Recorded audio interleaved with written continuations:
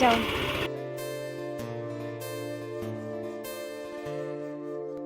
তো চলো তোমাদের সাথে শেয়ার করি যে আমাদের বাড়ির কাজ কতটা হলো। এটা হচ্ছে কিন্তু আমাদের বাথরুম। আর এই যে এই পাশের যে জায়গাটা দেখছো, এটা হবে কিন্তু আমাদের রান্নাঘর, মানে সিঁড়ির পাশে। আর এই যে সিঁড়ি ওপরে যাওয়ার জন্য, তো ওপরে যেহেতু ঘর হচ্ছে তার জন্য তো ওপরে উঠতেই হবে।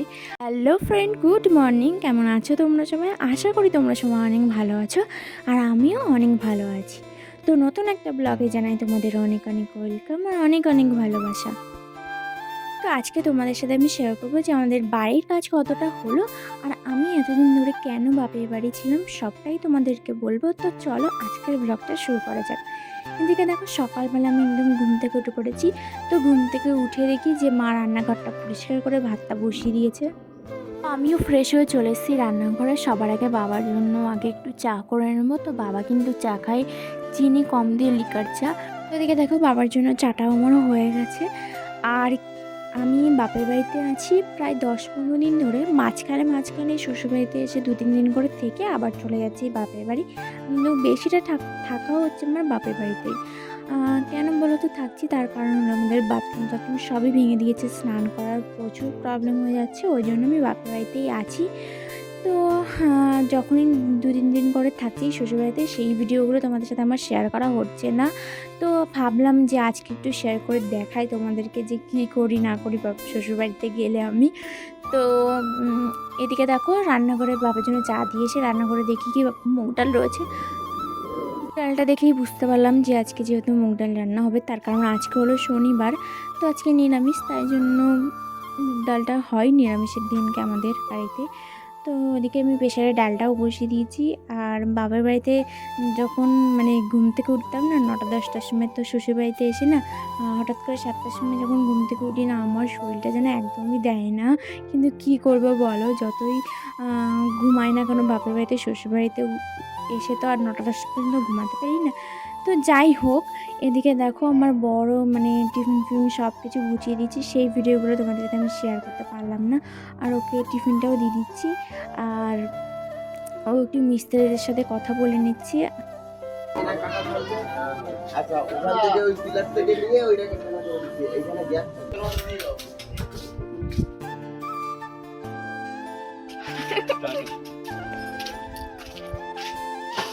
যাও যাও।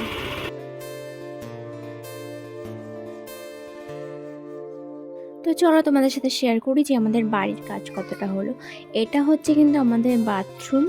আর এই যে এই পাশের যে জায়গাটা দেখছো, এটা হবে কিন্তু আমাদের রান্নাঘর, মানে সিঁড়ির পাশে।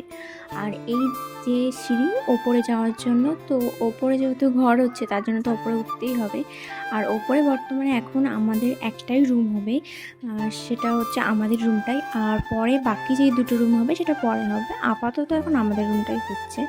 তো চলো, আর এই যে বাথরুমের উপরে যে ছাদটা দেবে সেটার জন্য কাঠ মারা হয়ে গেছে। আর আমাদের ওই পাশে মানে আমাদের উপরের ছাদে সেখানেও কাঠ মারা হয়ে গেছে। চলো তোমাদের সাথে একটু শেয়ার করি।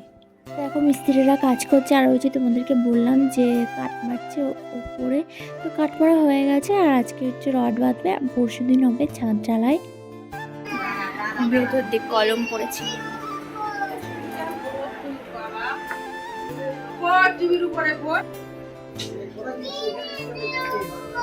তোমরা তো দেখতেই পারলে যে ঘরবাড়ির অবস্থা কতটা খারাপ।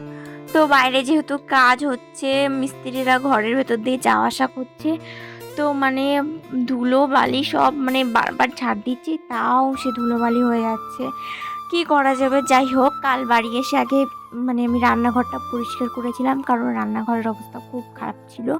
তারপরে এদিকে দেখো আমি বিছানা টিছানা তুলতে এসেছি, আর আমার খাটের অবস্থা যে কি ছিল মানে কি বলবো, রীতিমতো ধুলো পড়ে গেছে আমার খাটে। তারপরে মাকড়সা জাল ফাল হয়ে অবস্থা ভীষণই খারাপ ছিল। আর আমার অগোছালো জিনিস একদমই ভালো লাগে না। তো আমি যতটা সম্ভব চেষ্টা করছি গুছিয়ে রাখার। আর চারিদিকে দেখি জামা কাপড় ঝোলানো এখানে ওখানে, তো সেগুলো নিয়ে এসে বের করে আমি ভাঁজ করে রাখছি।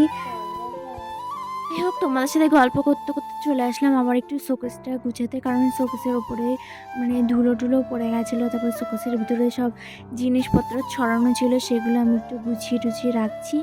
আর তারপরে আমি চলে গেছিলাম বাবার চা করতে। তো চা করতে করতে তো আমি পাগলই হয়ে যাচ্ছি। এদিকে চা করে মার কাছে দিয়ে এসেছি, মিস্ত্রিদেরকে মা দিতে যাচ্ছে। আর মানে সারাদিন যে কতবার চা করতে হয় কী বলবো। তো যাই হোক, এসব করতে করতে আমার আবার একটু খিদে পেয়ে গেছিলো, তো আমি একটু খেয়ে নিয়েছি। তো খাওয়ার পরে আবার এত গরম পড়েছিল আজকে যে কী বলবো। তো খাওয়া দাওয়ার পরে মনটা একটু আখের রস করছিল। তো তারপর দেখলাম যে বাবা দেখে আখের রস কিনলো। তো যাই হোক, একটু আখের রসটা খেয়ে নিচ্ছি। আর আমাকে দেখে তো তোমরা বুঝতে পারছো যে আমি কী হারে ঘামছি, মানে ভীষণই গরম লাগছে।